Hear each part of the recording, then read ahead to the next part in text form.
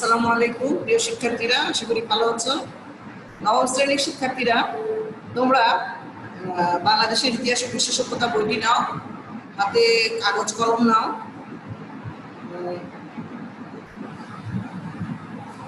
খাতা কলম নাও, যাতে তোমরা লিখতেও পারো, পড়াটাও আয়ত্ত করতে পারো। দেখো, আমরা ইতিপূর্বে পড়েছি মধ্যযুগের ইতিহাস। মধ্যযুগের ইতিহাসে যখন নবাবী শাসনের সমাপ্তি ঘটলো, সিরাজদৌল্লার কাছে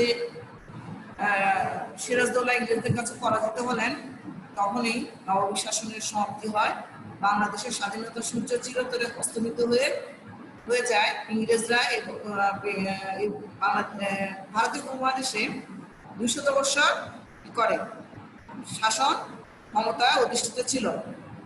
তো আমরা আজকে দশম অধ্যায় পড়বো। দশম অধ্যায় ইংরেজ শাসন আমলে বাংলা স্বাধিকার আন্দোলন।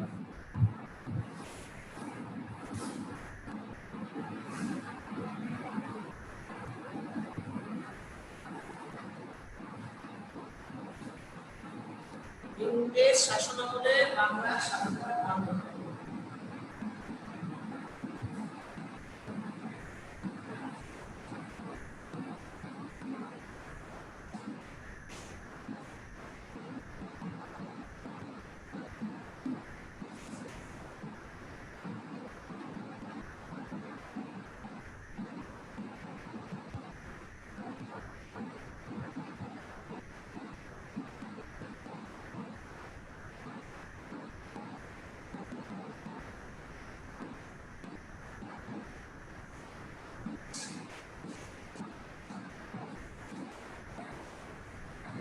তো আমাদেরকে আগে বলেছি কিভাবে ইংরেজরা এদেশে শাসন ক্ষমতা অধিষ্ঠিত হলো। প্রথমে কি করতে এসেছিল? ইংরেজরা বাণিজ্য করতে এসেছিল।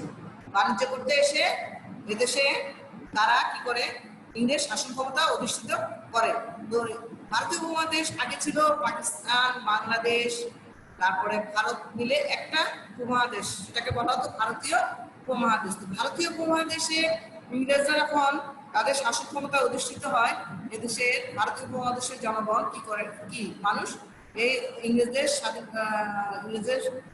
শাসন ক্ষমতা মেনে নিতে রাজি হয়নি। সেই জন্য অনেক অনেক আন্দোলন করেছে।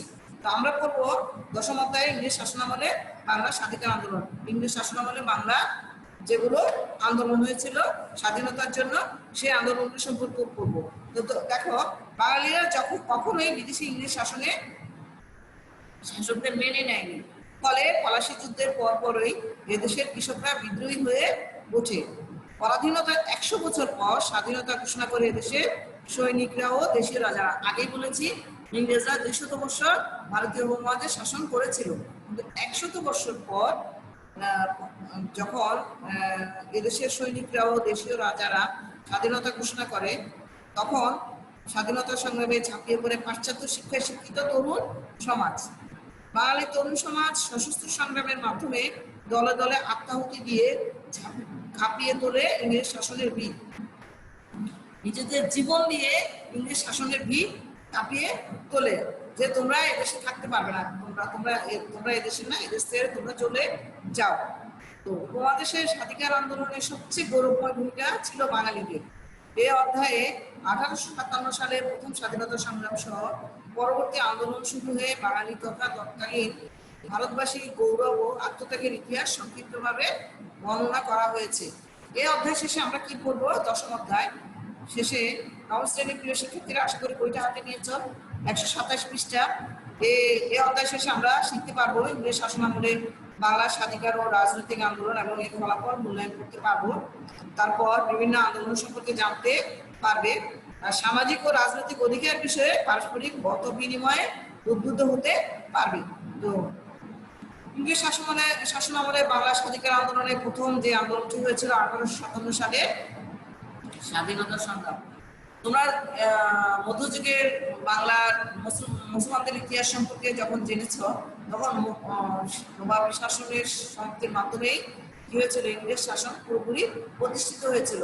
নবাব সিরাজদৌল্লা 1757 সালে পলাশীর যুদ্ধে পরাজিত হন, তখনই এদেশে ইংরেজ শাসন পুরোপুরি প্রতিষ্ঠিত হয়। তো 1757 সালে যখন ইংরেজ শাসন প্রতিষ্ঠিত হয়, 100 বছর পরে 1857 সালের স্বাধীনতা সংগ্রামের সূচনা করেন এদেশের সৈনিকরা ও দেশীয় রাজারা। তো এখন দেখো, পলাশী যুদ্ধের 100 বছর পর ভারতের উত্তর ও পূর্বাঞ্চলে প্রধানত সিপাহীদের নেতৃত্বে যে সশস্ত্র বিদ্রোহ সংঘটিত হয় তাকেই ভারতের প্রথম স্বাধীনতা সংগ্রাম বলা হয়। আমরা প্রথমেই জেনে নেই ভারতের স্বাধীনতা সংগ্রাম কাকে বলা হয়, আবার জেনে নাও। পলাশী যুদ্ধের 100 বছর পর ভারতের উত্তর ও পূর্বাঞ্চলে প্রধানত সিপাহীদের নেতৃত্বে যে সশস্ত্র বিদ্রোহ সংঘটিত হয় তাকে ভারতের প্রথম স্বাধীনতা সংগ্রাম বলা হয়। এটা হয়েছিল 1857 সালে। পলাশী যুদ্ধের 100 বছর পরে পলাশী যুদ্ধ হয়েছিল 1757 সালে। ইস্ট ইন্ডিয়া কোম্পানি কর্তৃক দীর্ঘ সময় ধরে রাজনৈতিক, অর্থনৈতিক শোষণ, সামাজিকভাবে হেয় করা। ইস্ট ইন্ডিয়া কোম্পানি কারা গঠন করেছিল? ইংরেজরা। তো ধর্মীয় অনুভূতিতে আঘাত করা, সর্বোপরি ভারতীয় সৈনিকদের প্রতি বৈষম্যমূলক আচরণ, এসবই এই সংগ্রামের প্রেক্ষাপট তৈরি করেছিল। বৈষম্যমূলক আচরণ বুঝতে পেরেছ তোমরা? ভারতীয় সৈনিকদের প্রতি যে খারাপ আচরণ করা হতো, তাদের ন্যায্য দাবি দেওয়া প্রদান করা হতো না। তো নিম্নের প্রধান আমরা নিম্নের প্রথম স্বাধীনতা সংগ্রামের কারণসমূহ উল্লেখ করা হলো। 1857 সালে স্বাধীনতা সংগ্রামকে আবার বলা হয়, কি বলা হয়? স্বাধীনতা সংগ্রামের দেখো, প্রথম স্বাধীনতা সংগ্রাম দেখো আমরা পড়াচ্ছি কি কি কারণে হয়েছিল। রাজনৈতিক কারণ, অর্থনৈতিক কারণ, সামাজিক ও ধর্মীয় কারণ, সামরিক কারণ। আচ্ছা, তো রাজনৈতিক কারণ কি হয়েছিল? রাজনৈতিক কারণের মধ্যে পলাশী যুদ্ধের পর থেকে ইস্ট ইন্ডিয়া কোম্পানির রাজ্য বিস্তার, একের পর এক দেশীয় রাজ্যগুলো দখল, দেশীয় রাজন্যবর্গের মধ্যে ভীতি, অসন্তোষ, তীব্র ক্ষোভের জন্ম নেয়। পলাশী যুদ্ধের পরে ইস্ট ইন্ডিয়া কোম্পানি মানে ইংরেজরা ইস্ট ইন্ডিয়া কোম্পানি গঠন করেছিল। তারা কি করেছিল? একের পর এক দেশীয় রাজ্যকে দখল করছিল। দেশীয় রাজন্যবর্গের মধ্যে ভীতি, অসন্তোষ এগুলো তীব্র ক্ষোভের জন্ম দেয়। তো লর্ড ডালহৌসি শব্দ বিলোপ নীতি প্রয়োগ করে সাতারা, ঝাঁসি, নাগপুর, সম্বলপুর, ভগৎ, উদয়নপুর, কারাউলি ব্রিটিশ সাম্রাজ্যভুক্ত করেন। সত্যবিলোপ নীতি অনুযায়ী সত্যবিলোপ নীতি অনুযায়ী দত্তক পুত্র সম্পত্তির উত্তরাধিকারী হতে পারত না। দত্তক পুত্র মানে পালক পুত্র। নিজেদের কোনো সন্তান না থাকলে যে সন্তান পালক নেওয়া হয় তাকে বলা হয় দত্তক। তো তাছাড়া প্রশাসনের অজুহাতে অযোধ্যা ব্রিটিশ সাম্রাজ্যভুক্ত করা হয়। এসব ঘটনায় দেশের রাজন্যবর্গ অত্যন্ত ক্রুদ্ধ হন। এদেশের রাজারা কি হন? খুবই রাগান্বিত হন এসব কারণে, ইংরেজদের এসব কারণে। তো অর্থনৈতিক কারণ ছিল ইস্ট ইন্ডিয়া কোম্পানির শাসন প্রতিষ্ঠার সঙ্গে সঙ্গে শুরু হয় চরম অর্থনৈতিক শোষণ, বঞ্চনা। কোম্পানি রাজনৈতিক ক্ষমতা দখলের আগেই দেশের শিল্প ধ্বংস করেছিল। তো ক্ষমতা দখলের পর ভূমি রাজস্ব নীতির নামে ধ্বংস করা হয় দরিদ্র কৃষকদের অর্থনৈতিক মেরুদণ্ড। অর্থনৈতিক কারণ আমাদের প্রথম কারণ ছিল যে ইস্ট ইন্ডিয়া কোম্পানি কি করেছিল? এদের রাজনৈতিক ক্ষমতা দখলে আগেই এদেশের শিল্প ধ্বংস করেছিল। আগে কিভাবে? ক্ষমতা দখলের আগে এরা এদেশে কি করতে এসেছিল? বাণিজ্য করতে এসেছিল। তোমরা আগেই জেনেছ ইংরেজরা এদেশে বাণিজ্য করতে এসেছিল। আরো অনেকে এসেছিল, পর্তুগিজ, মারাঠি, আরো অনেকেই, কিন্তু কেউ এখানে আধিপত্য বিস্তার করতে পারেনি। একমাত্র ইংরেজরা পেরেছিল। তো দেখো, ইংরেজরা টিকে থাকতে পেরেছিল, তাদের ক্ষমতা দখলও সম্ভব হয়েছিল। তো ক্ষমতা দখলের আগে তারা এদেশের শিল্প ধ্বংস করেছিল। ক্ষমতা দখলের পর কি করেছিল? ভূমি রাজস্ব নীতির নামে দরিদ্র কৃষকদের অর্থনৈতিক মেরুদণ্ড ভেঙে দিয়েছিল। আইন প্রয়োগের ফলে অনেক বনেদি জমিদার সামাজিক ও অর্থনৈতিকভাবে ক্ষতিগ্রস্ত হন। আচ্ছা, দরিদ্র কৃষকদের উপর অতিরিক্ত কর ধার্য করা হয়। জমিদার ও রাজস্ব আদায়কারীদের তীব্র শোষণের শিকার এদেশের কৃষক মহাজনদের কাছে ঋণগ্রস্ত হয়ে সর্বশান্ত হয়ে পড়ে। দরিদ্র কৃষকের উপর অতিরিক্ত কর ধার্য করা ফলে জমিদার ও রাজস্ব আদায়কারীদের তীব্র শোষণের শিকার হয়ে কৃষকরা কি হয়, মহাজনদের কাছে ঋণগ্রস্ত হয়ে সর্বশান্ত হয়ে পড়ে। তাদের আর কোনো কিছু থাকে না, তারা সবকিছু হারিয়ে ফেলে, অর্থ সম্পদ সবকিছু। তো একদিকে একদিকে বাজার দখলের নামে স্থানীয় শিল্প ধ্বংস, অপরদিকে অতিরিক্ত অর্থ লাভের আশায় জমি বন্দোবস্তের নামে কৃষি ধ্বংস হয়। ফলে বাংলার অর্থনৈতিক কাঠামো সম্পূর্ণরূপে ধ্বংস হয়ে যায়। কেন ধ্বংস হয়ে যায়? বাজার দখলের নামে স্থানীয় শিল্প ধ্বংস, অপরদিকে অতিরিক্ত অর্থ লাভের আশায় জমি বন্দোবস্তের নামে কৃষি ধ্বংস হয়। ফলে বাংলার অর্থনৈতিক কাঠামো সম্পূর্ণরূপে ধ্বংস হয়ে যায়। এই অবস্থার শিকার সাধারণ মানুষ কোম্পানির শাসন শোষণের বিরুদ্ধে বিদ্রোহী হয়ে ওঠে। কোম্পানি শাসন কারা? কোনটা? ইংরেজদের শাসন, ইস্ট ইন্ডিয়া কোম্পানির শাসন। সামাজিক ও ধর্মীয় কারণ ছিল, আমরা ইতিমধ্যে পড়েছি 1857 সালের স্বাধীনতা সংগ্রামের রাজনৈতিক ও অর্থনৈতিক কারণ। এরপরে আছে সামাজিক ও ধর্মীয় কারণ। উপমহাদেশের জনগণের ক্ষোভের একটি গুরুত্বপূর্ণ কারণ ছিল সামাজিক ও ধর্মীয় কারণ। তো 18 শতকের শেষ ভাগে এবং 19 শতকের প্রথমার্ধে পাশ্চাত্যের প্রভাব কোম্পানির সমাজ সংস্কার জনকল্যাণমূলক হলেও ওটা রক্ষণশীল হিন্দু মুসলমান এসব মেনে নিতে পারেনি। ইংরেজি শিক্ষা, সতীদাহ প্রথা উচ্ছেদ, হিন্দু বিধবাদের পুনরায় বিবাহ, খ্রিস্টান ধর্মযাজকদের ধর্মপ্রচার ইত্যাদির ফলে হিন্দু মুসলমান সম্প্রদায়ের গোড়াপন্থীরা শোষিত হয়ে ওঠে। সতীদাহ প্রথা কি ছিল? সতীদাহ প্রথা ছিল হিন্দু কোনো স্বামী মারা গেলে স্ত্রীকে জীবন্ত অবস্থায় তার চিতায় কি করতো, পুড়িয়ে মারা হতো। এটা উচ্ছেদ করে ইংরেজরা, ইংরেজি শিক্ষার বন্দোবস্ত করে। তারপরে হিন্দু বিধবাদের পুনরায় বিবাহ দেওয়া হয়। আগে হিন্দুরা বিবাহিত হলেও যদি স্বামী মারা যেত, অল্প বয়সে বাচ্চা বয়সে মেয়েদের বিয়ে হতো 6 বছর, 10 বছর, 8 বছর। কিন্তু স্বামী যদি মারা যেত, এদের আর কোনো বিয়ের ব্যবস্থা ছিল না। ঈশ্বরচন্দ্র বিদ্যাসাগর কি করেছিলেন? হিন্দু বিধবাদের পুনরায় বিয়ে ব্যবস্থা করেছিলেন। তিনি শুধু ব্যবস্থাই করেননি, তিনি নিজের ছেলের সাথে একজন বিধবার বিবাহ দিয়েছিলেন, হিন্দু বিধবার বিবাহ দিয়েছিলেন। শুধু তিনি ভালো কাজই করেনি, ভালো কাজের বাস্তবায়নও করে দেখিয়েছেন। তো খ্রিস্টান ধর্মযাজকদের ধর্মপ্রচার ইত্যাদির ফলে হিন্দু মুসলমান সম্প্রদায়ের গোড়াপন্থীরা শঙ্কিত হয়ে ওঠে। ধর্ম ও সামাজিক রীতিনীতি বিভিন্নভাবে সংস্কারের কারণে ক্ষুব্ধ হয় উভয় সম্প্রদায়ের মানুষ। হিন্দু মুসলমান, এদেশের হিন্দু মুসলমান সবাই কি হয়, ইংরেজদের প্রতি ক্ষুব্ধ হয়ে ওঠে। কি কি কারণে? একটা হলো সতীদাহ প্রথা প্রবর্তন, বিধবা বিবাহের প্রবর্তন, তারপরে খ্রিস্টান ধর্মযাজকদের ধর্মপ্রচারের কারণে।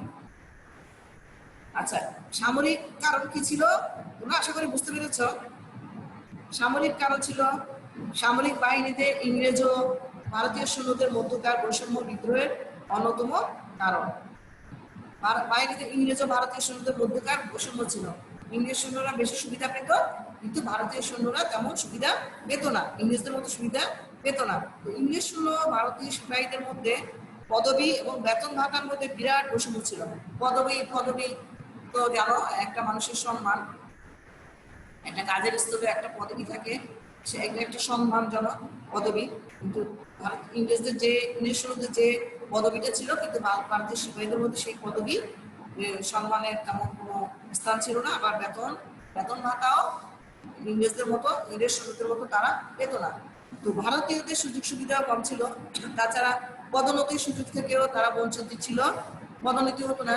একটা কাজে মানুষ কিছুদিন কাজ করার পরে তার কাজের পদোন্নতি হয়, কিন্তু ইংরেজদের পদোন্নতি হলেও তাদের ভারতীয় সিপাহীদের পদোন্নতি হতো না। তো তারপর ব্রিটিশ অফিসারদের পক্ষপাতিত্ব, বন্ধুত্বপূর্ণ আচরণ সিপাহীদের মধ্যে বিদ্রোহের আগুন জ্বালিয়ে দেয়। ব্রিটিশ অফিসারদের পক্ষপাতিত্ব, কাদের প্রতি পক্ষপাতিত্ব করতো? ব্রিটিশদের প্রতি, ব্রিটিশ সৈন্যদের প্রতি। আর ব্রিটিশদের প্রতি আর বন্ধুত্বপূর্ণ আচরণ, খারাপ আচরণ সিপাহীদের মধ্যে। কাদের প্রতি খারাপ আচরণ? ভারতীয় সিপাহীদের মধ্যে। ভারতীয় সিপাহীদের প্রতি খারাপ আচরণ, কাদের খারাপ আচরণ? ব্রিটিশ অফিসারদের খারাপ আচরণের জন্য সিপাহীদের মধ্যে বিদ্রোহের আগুন জ্বলে ওঠে। তাছাড়া হিন্দু মুসলমান উভয় সম্প্রদায়ের সিপাহীদের ব্যবহারের জন্য এনফিল্ড রাইফেল, খেয়াল করো, এনফিল্ড রাইফেলের প্রচলন করা হিন্দু মুসলমান উভয় সম্প্রদায়ে সিপাহীদের ব্যবহারের জন্য একটা রাইফেল ব্যবহার করা হয়, সেটা ছিল এনফিল্ড, নামটা ছিল এনফিল্ড। এই রাইফেলের টোকা দাঁত দিয়ে কেটে বন্দুকে প্রবেশ করাতে হতো। সমুদ্রের মধ্যে ব্যাপকভাবে এই গুজব ছড়িয়ে পড়লো যে এই টোটায় যেহেতু দাঁত দিয়ে কামড়িয়ে কেটে বন্দুকে প্রবেশ করাতো রাইফেলের টোটা, তো এই গুজব ছড়িয়ে পড়ে সৈন্যদের মধ্যে, ভারতীয় সৈন্যদের মধ্যে, যে এই টোটায় গরু ও শুকরের চর্বি বিস্তৃত আছে। যেহেতু হিন্দুরা গরু খায় না আর মুসলিমরা শুকর খায় না, সেই জন্য এটা তো চর্বি যেহেতু মিশ্রিত আছে, ফলে উভয় সম্প্রদায় ধর্মনাশের কথা ভেবে বিদ্রোহী হয়ে ওঠে। তাহলে আমরা জানলাম সামরিক কারণটা জানলাম। দেখো রাজনৈতিক কারণ ছিল কি, একটা কারণ ছিল একে একে তারা কি করতেছিল, দেশীয় রাজ্যগুলো দখল করছিল, সেই জন্য দেশীয় রাজবর্গের মধ্যে ভীতি ও অসন্তোষ ছড়িয়ে পড়ে। তারপরে লর্ড ডায়াগনোসিস সত্যবিলোপ নীতিও এই দেশীয় রাজবর্গের মধ্যে কি করে, অসন্তোষ বাড়িয়ে তোলে। এই লর্ড ডায়াগনোসিস সত্যবিলোপ নীতি প্রয়োগ করে সাতারা, ঝাঁসি, নাগপুর, সম্বলপুর, ভগৎ, উদয়পুর, করাউলি ব্রিটিশ সাম্রাজ্যভুক্ত করায়। সত্যবিলোপ নীতি অনুযায়ী দত্তপুত্র কখনো সম্পত্তির উত্তরাধিকারী হতে পারবে না। তাছাড়া অপশাসনের অজুহাতে অযোধ্যা ব্রিটিশ সাম্রাজ্যভুক্ত করা হয়, সেই জন্য রাজনৈতিক কারণে 1857 সালে স্বাধীনতা সংগ্রাম অনুষ্ঠিত হয়। আশা করি প্রিয় শিক্ষার্থীরা, নবম শ্রেণীর শিক্ষার্থীরা তোমরা বুঝতে পেরেছ। তোমরা দশম শ্রেণীর শিক্ষার্থীরা চাইলেও এই অধ্যায়গুলি আমাদের এই ক্লাসে জয়েন করতে পারো, কারণ তোমাদের নির্বাচনী পরীক্ষা এবং মাধ্যমিক পরীক্ষায় এই অধ্যায়গুলো আছে। তো নবম শ্রেণীর শিক্ষার্থীরা তোমরা ভালো করে পড়বে, যাতে দশম শ্রেণীতে গিয়ে আবার নতুন করে নিজেকে তৈরি করতে না হয়। তোমরা দশম শ্রেণীতেও এই অধ্যায়গুলো ভালো করে পারো। এরপরে দেখো অর্থনৈতিক কারণটা ছিল, অর্থনৈতিক কারণ ছিল চরম অর্থনৈতিক শোষণ বঞ্চনা ছিল বিদেশীয় ইস্ট ইন্ডিয়া কোম্পানি এই দেশীয়দের প্রতি। তো কোম্পানির রাজনৈতিক ক্ষমতা দখলের আগে কি করেছিল, কোম্পানি শিল্প ধ্বংস করেছিল, কৃষিও কি করেছিল, কৃষকদের অর্থনৈতিক মেরুদণ্ড ভেঙে দিয়েছিল দরিদ্র কৃষকের, সেই জন্য কি করা হয়, অতিরিক্ত কর ধার্য করা হয়েছিল। তারপরে ভূমি রাজস্ব নীতির নামে ধ্বংস করা হয় দরিদ্র কৃষকের অর্থনৈতিক মেরুদণ্ড। তো একদিকে রাজ্য দখলের নামে স্থানীয় শিল্প ধ্বংস, অপরদিকে অতিরিক্ত অর্থ লাভের আশায় জমি বন্দোবস্তের নামে কৃষি ধ্বংস হয়। সেই জন্য অর্থনৈতিক কারণে, যেহেতু অর্থনৈতিক মেরুদণ্ড ভেঙে গিয়েছিল দেশীয়দের, সেই জন্য 1857 সালে দেশীয় ভারতীয় উপমহাদেশের মানুষ কি করেছিল, 1857 সালে স্বাধীনতা সংগ্রামে ঝাঁপিয়ে পড়েছিল। সামাজিক ও ধর্মীয় কারণ ছিল, সামাজিক ও ধর্মীয় কারণের মধ্যে একটা পড়িয়েছিলাম সতীদাহ প্রথার প্রবর্তন, বৃদ্ধ বিধবা বিবাহের প্রবর্তন, তারপরে খ্রিস্টান মিশনারিদের এদেশের ধর্ম প্রচার, এসব কারণে সামাজিক ও ধর্মীয় কারণে এদেশের মানুষ কি করেছিল, ক্ষুব্ধ হয়েছিল, হিন্দু মুসলমান উভয় সম্প্রদায়ের মানুষ। সেই জন্য সামাজিক ও ধর্মীয় কারণে তারা 1857 সালে স্বাধীনতা যুদ্ধে অংশগ্রহণ করেছিল। তারপর দেখো সামরিক কারণ, সামরিক কারণে ছিল মধ্যে ছিল সামরিক বাহিনী, ভারতীয় সিপাহীদের, ইংরেজ সৈন্যদের মতো ভারতীয় সিপাহীদের পদবী, পদোন্নতি এবং অর্থনৈতিক কোনো ক্ষেত্রেই তাদের ন্যায্য অধিকার দেওয়া হতো না। এসব বৈষম্যের কারণে পদবী দেওয়া, পদোন্নতি দেওয়া হতো না ইত্যাদি, এসব বৈষম্যের কারণে তারা ক্ষুব্ধ ছিল। তাছাড়া এনফিল্ড রাইফেল নামে একটি রাইফেলের প্রচলন করা হয়, যে গুজব ছড়িয়ে পড়েছিল এই রাইফেলের টোটার মধ্যে গরু ও শুকরের চর্বি মিশ্রিত আছে। তো ওই টোটাটা কি করতে হতো, টোটাটা দাঁত দিয়ে কেটে বন্দুকে প্রবেশ করানো হতো। ধর্মনাশের আশায় হিন্দু মুসলমান উভয় সম্প্রদায় কি হয়, কি করে, বিদ্রোহী হয়ে ওঠে। এবার দেখো স্বাধীনতা সংগ্রামটা কারণগুলি জানলাম। 1857 সালে স্বাধীনতা সংগ্রামের কারণ জানলাম। 1757 সালে পলাশী যুদ্ধের পরাজয়ের পর ইংরেজরা যে এদেশে যে ইংরেজ শাসন প্রতিষ্ঠিত করেছিল, স্বাধীনতা ইংরেজ শাসনের 100 বছর পরে 1857 সালে এদেশের ভারতীয় উপমহাদেশের মানুষ কি হয়েছিল, যুদ্ধ হয়েছিল, সংগ্রামে, স্বাধীনতা সংগ্রামে ঝাঁপিয়ে পড়েছিল। এবার স্বাধীনতা সংগ্রামটা আমরা দেখি। বিদ্রোহের আগুন প্রথমে জ্বলে ওঠে পশ্চিমবঙ্গের ব্যারাকপুরে। 1857 সালের 29শে মার্চ বন্দুকে গুলি ছুড়ে বিদ্রোহের সূচনা করেন মঙ্গল পান্ডে নামে এক সিপাহী। দ্রুত এই বিদ্রোহ মিরাট, কানপুর, পাঞ্জাব, উত্তরপ্রদেশ, মধ্যপ্রদেশ, বিহার, বাংলা সহ ভারতের প্রায় সর্বত্র ছড়িয়ে পড়ে। বাংলাদেশের ঢাকা, চট্টগ্রাম, যশোর, সিলেট, কুমিল্লা, পাবনা, রংপুর, দিনাজপুর, রাজশাহী এই বিদ্রোহের সামিল হয়। তোমরা জেনেছ উপমহাদেশের স্বাধিকার আন্দোলনের সবচেয়ে গৌরবময় ভূমিকা ছিল বাঙালিদের। তো প্রথমে এই স্বাধীনতা সংগ্রাম কোথায় ছড়িয়ে পড়ে? বিদ্রোহের আগুন প্রথমে আমরা কারণগুলি জেনেছি, কারণগুলি আমি বুঝিয়ে দিয়েছি, রাজনৈতিক কারণ, অর্থনৈতিক কারণ, সামাজিক ধর্মীয় কারণ, সামরিক কারণ। কারণগুলির প্রেক্ষিতে প্রথম বিদ্রোহ ছড়িয়ে পড়ে, বিদ্রোহের আগুন প্রথম ছড়িয়ে পড়ে পশ্চিমবঙ্গের ব্যারাকপুরে।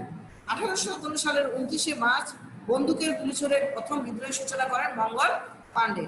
দ্রুত এই বিদ্রোহ কোথায় কোথায় ছড়িয়ে পড়ে দেখো, মিরাট, কানপুর, পাঞ্জাব, উত্তরপ্রদেশ, মধ্যপ্রদেশ, বিহার, বাংলা সহ ভারতের সর্বত্র ছড়িয়ে পড়ে।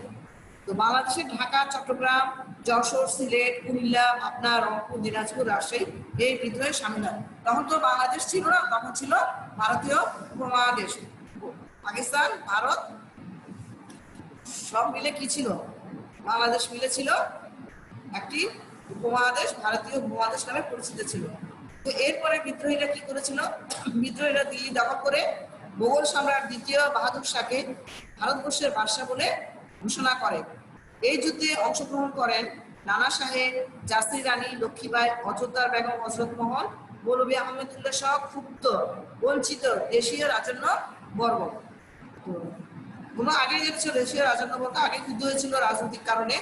তারপরে এই বিদ্রোহীরা যখন দিল্লি দখল করে মুঘল সম্রাট দ্বিতীয় বাহাদুর শাহকে ভারতবর্ষের বাদশা বলে ঘোষণা করেন, তখন এই যুদ্ধে অংশগ্রহণ করেন নানা সাহেব, ঝাঁসি রানী লক্ষ্মীবাই, অযোধ্যার বেগম হযরত মহল, মৌলভী আহমদুল্লাহ সহ ক্ষুব্ধ বঞ্চিত দেশীয় রাজনৈতিক। বিভিন্ন স্থানে ভারতীয় সিপাহী ও যুদ্ধরত বিদ্রোহী নেতারা প্রাণপণ লড়াই করে পরাজিত হন। এই সংগ্রামে জড়িত অধিকাংশই যুদ্ধে শহীদ হন, বাকিদের ফাঁসিতে ঝুলিয়ে হত্যা করা হয়। তোমরা দেখতে পাচ্ছ বাহাদুর শাহ পার্ক। তো কোথায় মুঘল সম্রাট দ্বিতীয় বাহাদুর শাহকে কোথায় নির্বাসন দেওয়া হয়? মিয়ানমারে, রেঙ্গুনে, বর্তমান মিয়ানমারে নির্বাসিত করা হয়। তো রানী লক্ষ্মীবাই যুদ্ধে নিহত হন, নানা সাহেব পরাজিত হয়ে অন্তর্ধান করেন, পালিয়ে যান। সাধারণ সৈনিক বিদ্রোহীদের উপর নেমে আসে অমানসিক নির্যাতন।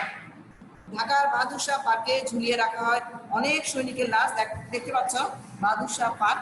এখানে যারা যুদ্ধে অংশগ্রহণ করেছিল স্বাধীনতা সংগ্রামের যুদ্ধে, তাদেরকে বাহাদুর শাহ পার্কে ঝুলিয়ে হত্যা করা হয়। এই ধরনের পার্কে ঝুলিয়ে রাখা অনেক লাশ।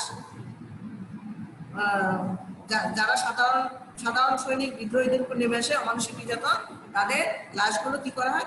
বাহাদুর শাহ পার্কে ঝুলিয়ে রাখা হয়। এটা ঢাকায় আছে বাহাদুর শাহ পার্ক। আচ্ছা, এই ধরনের বিভৎস ঘটনা ঘটিয়ে শাসক কোটি জনমনে আতঙ্ক সৃষ্টির চেষ্টা করে।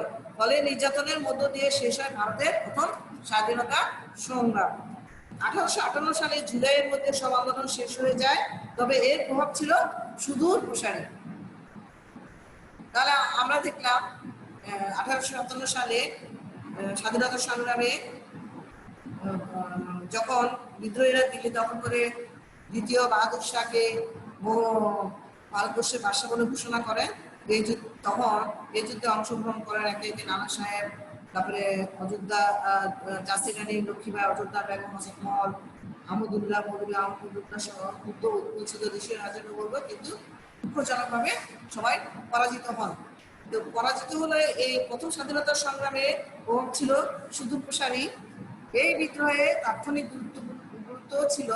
এর ফলে কোম্পানি শাসনের অবসান হয়। ব্রিটিশ সরকার ভারতের শাসনভার নিজ হাতে গ্রহণ করে। 1800 1858 সালের 1 নভেম্বর মহারানী ভিক্টোরিয়ার এক ঘোষণাপত্রে সত্ত্ব বিলোপ নীতি এবং এর সঙ্গে যুক্ত অন্যান্য নিয়ম বাতিল করতে হয়। তাছাড়া এই ঘোষণাপত্রের যোগ্যতা অনুযায়ী ভারতীয়দের চাকরি প্রদান এবং ধর্মীয় স্বাধীনতা নিশ্চয়তা সহ যুদ্ধে অংশগ্রহণকারীদের প্রতি ক্ষমা ঘোষণা করা হয়। যদিও প্রথম স্বাধীনতা সংগ্রামে এদেশের আচার্যবর্গ সৈনিকরা পরাজিত হয়, কিন্তু এই বিদ্রোহে তাৎক্ষণিক গুরুত্বপূর্ণ ও ছিল। তাৎক্ষণিক গুরুত্ব ছিল কি ছিল? এর ফলে কোম্পানি শাসনের অবসান হয়, ব্রিটিশ সরকার ভারতের শাসনভার নিজ হাতে তুলে নেন। 1858 সালের 1 নভেম্বর মহারানী ভিক্টোরিয়া এক ঘোষণাপত্রে সত্ত্ব বিলোপ নীতি সম্পর্কে তোমরা জেনেছ। সত্ত্ব বিলোপ নীতি অনুযায়ী দত্তপুত্র সম্পত্তির অধিকারী হতে পারবে না এবং এর সঙ্গে যুক্ত অন্যান্য নিয়ম নীতি বাতিল করা হয়। তাছাড়া এই ঘোষণাপত্রের যোগ্যতা অনুযায়ী ভারতীয়দের চাকরি প্রদান এবং ধর্মীয় স্বাধীনতা নিশ্চয়তা সহ যুদ্ধে অংশগ্রহণকারীদের প্রতি ক্ষমা ঘোষণা করা হয়। ভারতীয়দের তো যোগ্যতা অনুযায়ী চাকরি প্রদান করা হতো না, বৈষম্যমূলক নীতি অনুসরণ করা হতো কোম্পানি শাসন আমলে। তো ব্রিটিশ সরকার যখন ভারতের শাসনভার নিজ হাতে গ্রহণ করে তখন এর গুরুত্ব বৃদ্ধি পায়। আচ্ছা, ভারতীয় স্বাধীনতা সংগ্রামের গুরুত্ব বৃদ্ধি পায়। আচ্ছা, দ্বিতীয় বাহাদুর শাহকে রেগুনে নির্বাসিত করা হয়। এই বিদ্রোহের সুদূরপ্রসারী গুরুত্ব হচ্ছে এই বিদ্রোহের ক্ষোভ থেমে যায়নি। এই সংগ্রামের পরিপ্রেক্ষিতে জনগণ সচেতন হয়ে ওঠে এবং আন্দোলন সংগ্রামের মধ্য দিয়ে 1947 সালে ইংরেজ শাসনের অবসান ঘটে। তো বিভিন্ন আন্দোলন আছে, এই আন্দোলনগুলি আমরা পরে পড়ব, কিন্তু আমরা দেখতে পাই বিভিন্ন এই স্বাধীনতা সংগ্রামের ফলে যদিও এদেশে রাজন্যবর্গ সৈনিকরা পরাজিত হয়, 1800 স্বাধীনতা সংগ্রাম পর্যদস্ত হয়, তবুও এর গুরুত্ব অনেক ছিল। এই সংগ্রামের ফলে, এই বিদ্রোহের ফলে এদেশের জনগণের ক্ষোভ থেমে যায়নি। এই সংগ্রামের পরিপ্রেক্ষিতে জনগণ সচেতন হয়ে ওঠে এবং বিভিন্ন আন্দোলন সংগ্রামের মধ্য দিয়ে 1948 সালে ইংরেজ শাসনের অবসান ঘটে। তোমরা পরে জানবে ভারত প্রস্তাব অনুযায়ী 1947 সালে দুইটা রাষ্ট্রের সৃষ্টি, একটা ভারত উপমহাদেশ ভেঙে দুইটা রাষ্ট্রের সৃষ্টি, একটা ভারত, একটা পাকিস্তান। আচ্ছা, এই ছিল আমাদের আজকে 10ম অধ্যায়ের ইংরেজ শাসন আমলে বাংলার স্বাধীনতা আন্দোলনের প্রথম পাঠ, 1857 সালের স্বাধীনতা সংগ্রাম। আশা করি প্রিয় শিক্ষার্থীরা বুঝতে পেরেছ। ভালো করে পড়লে, তোমরা আবার ভালো করে পড়বে কয়েকবার, তাহলে আরো সহজ হবে বিষয়টা বুঝতে। তোমাদের মুখস্থ করা লাগবে না, ইনশাল্লাহ তোমরা নিজেরাই প্রশ্ন এবং উত্তর তৈরি করতে পারবে। তো তোমাদেরকে আমি প্রশ্ন দিয়ে দিই।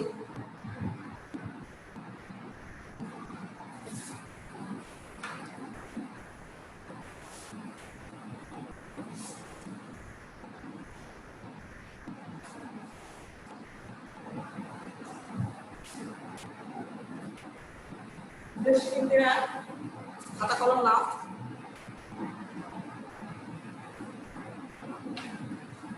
বাড়ির কাজ,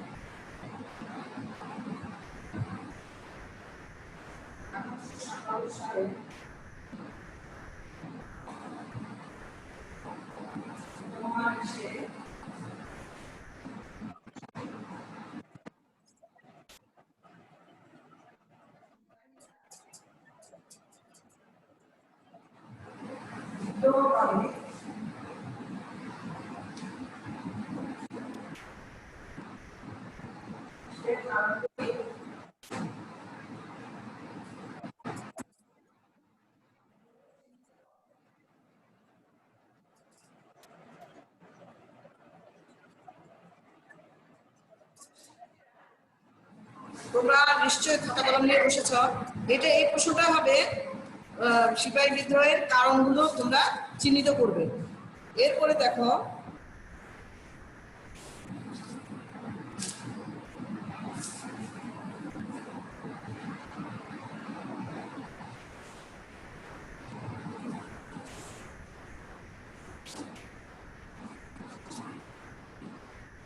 এরপরে তোমরা আরেকটা প্রশ্ন নাও।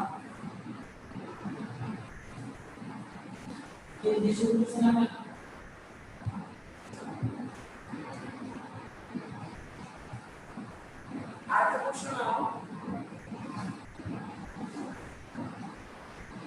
1857 সালে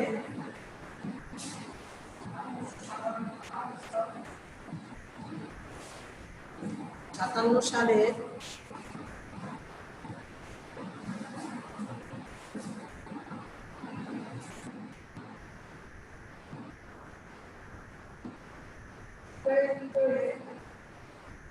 স্বাধীনতা সংগ্রামে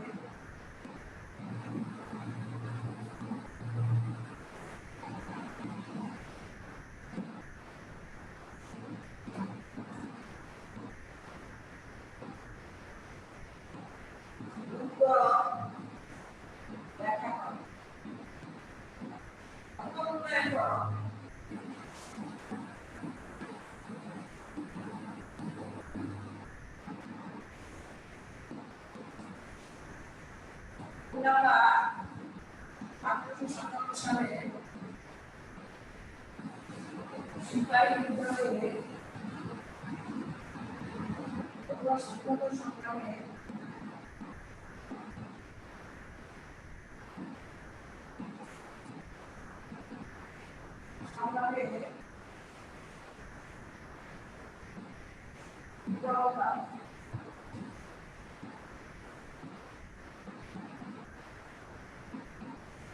তোমরা আশা করি বইটা পড়লে প্রশ্নের উত্তর নিজেরা তৈরি করতে পারবে।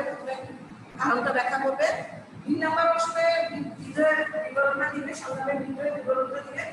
আর 2 নম্বর হলো তোমরা এই বিদ্রোহে যদিও স্বাধীনতা সংগ্রামে যদিও বিদ্রোহীরা পরাজিত হন, তারপরও এই 1857 সালের স্বাধীনতা সংগ্রামের অনেক গুরুত্ব আছে। এই গুরুত্বগুলো মূল্যায়ন করবে। আজ এ পর্যন্তই।